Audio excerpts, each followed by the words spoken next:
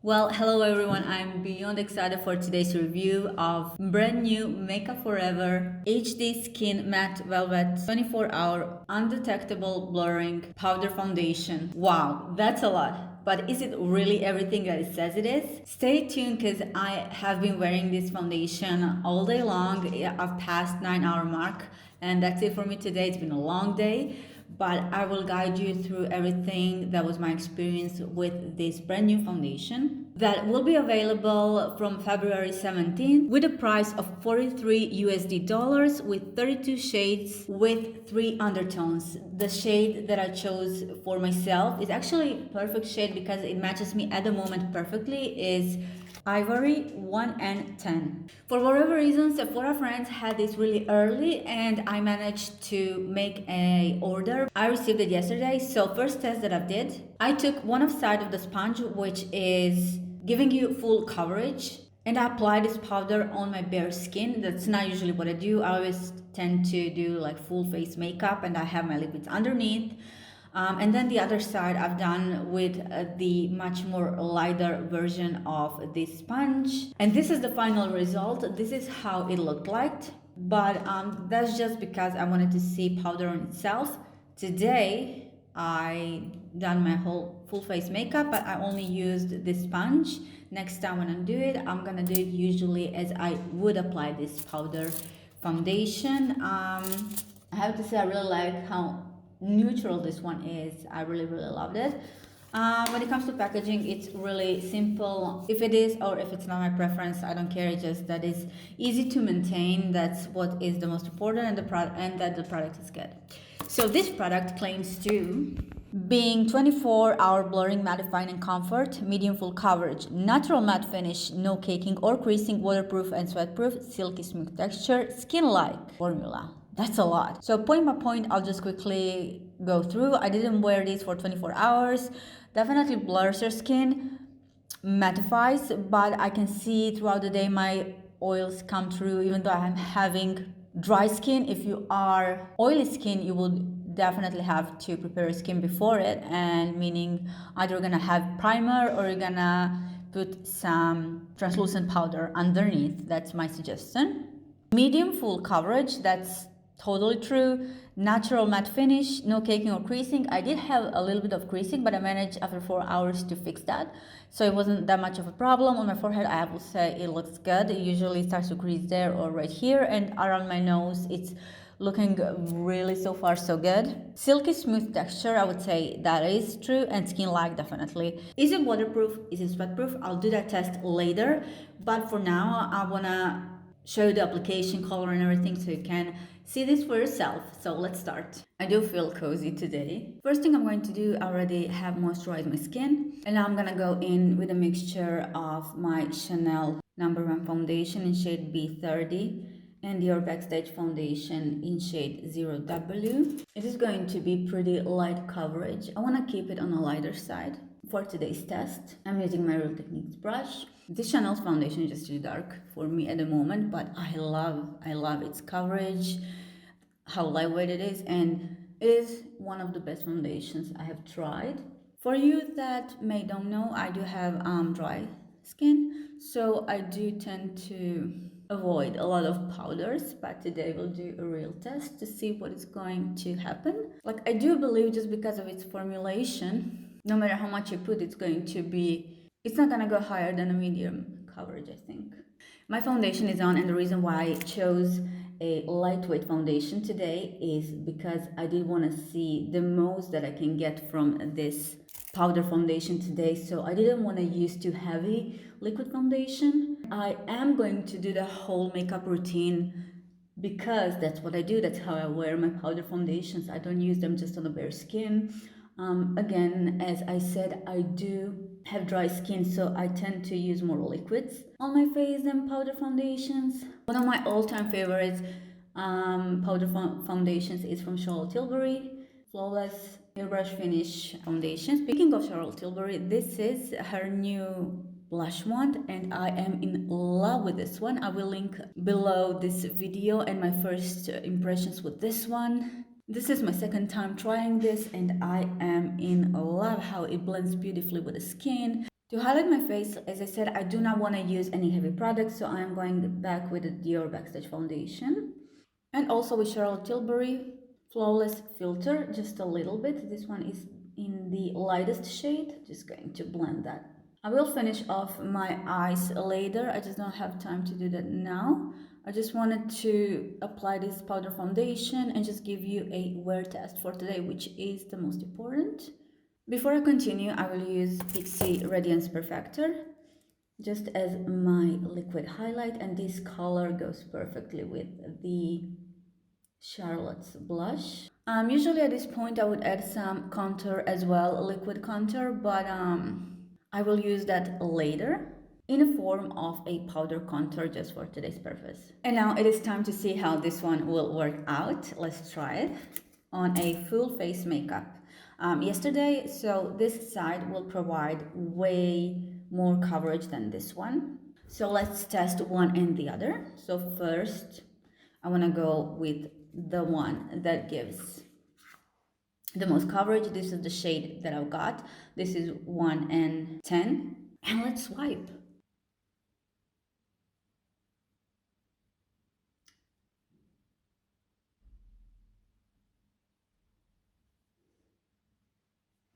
Out of all of the shades, I think I've chosen a perfect shade for me. I wanted to go with a neutral. I realized that even that was the case with my Chanel liquid foundation. Neutral shade suits me the best because I do have a lot of redness underneath on my skin, but then I tend to use a lot of yellow foundations, whether powder or liquid, but then I realized that they're too yellow and the neutral works better for me.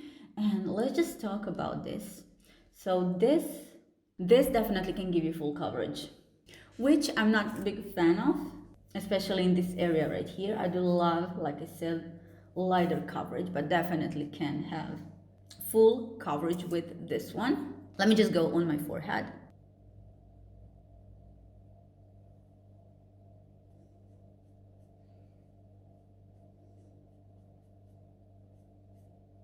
Now I'm gonna go with the same side but the clean one because I don't wanna have too heavy of a powder.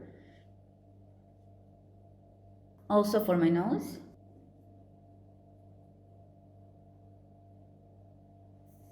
Okay, like I said, it does give you a great coverage. That's good if you are if you are in a need for a coverage, then this will work out for you. We will just do a wear test to see how this will act during the day, what's going to happen once the natural oils come through. I'm using the small side just to cover everything else. So weird without the brush. Will wipe off this excess. Let me see what I do get just with the brush. So I'm taking, this is old Makeup Forever brush. These brushes, they literally last you forever. I did got those back in the day when I was a student, and it amazes me how these brushes worked out, and some of the brushes brand new, and it's just no matter how you maintain them, they just won't sustain. They won't last long. So this is marvelous. Here I give you side with and without. This one will be totally full coverage, and now I will go with a different side, which I guess will be my favorite one.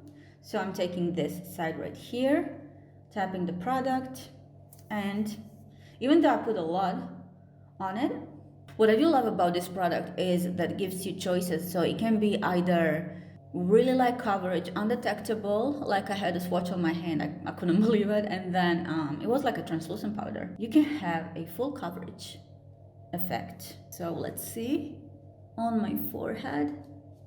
Yeah, I definitely love this side better. Anyways, this is too much. This is not what I do. Yes, this side is like 3 times less of a coverage. Let's just set under eye area, which is one of the most critical areas because it creases. Now this is more of my skin tone shade of the foundation, but once I get a little bit darker, I will use that just to lighten up my T-zone, and I'm really picky when it comes to powder foundations. Like I said, I can go heavy with the liquid, but not with the powders. You know, for the next tutorial, I just want to try this with a brush, as I usually do, but today we're gonna use their brush that they provided. And for today's purpose, I'm just gonna use the brush on my neck area.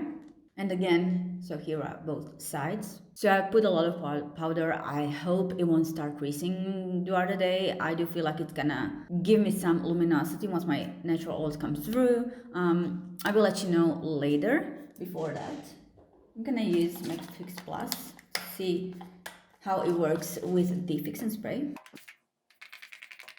Now it's 8:38 in the morning and I will be wearing this all day. It is pretty much cold outside, so I won't be able to test this in like really hot environment. But like I said, I will check in with you later to see what is that we got. So I'm back after 4.5 hours and let's just see what is going on. First thing that I'm noticing is that this powder stays in my fine lines, and especially this side when I went with the heavier amount of product. That being said, this is just a test. I will do another video and I will apply this foundation the way I usually would, and for what I can see now at the moment, and I know as we go it will perform more in this way, and that is that I would set my face before I go with this powder, because this one, even though it stays, it's blurring, it's been pretty much lightweight on my skin, I'll say that, but when you apply it, it blurs your face. I'm having dry skin and I already can see that it's kind of not soaking into my skin, but it stays on top. So if you're having oily skin, I would highly recommend to set your face before with a translucent powder, at least with a little bit of translucent powder, especially on your critical area. So what we can see that is going on this side.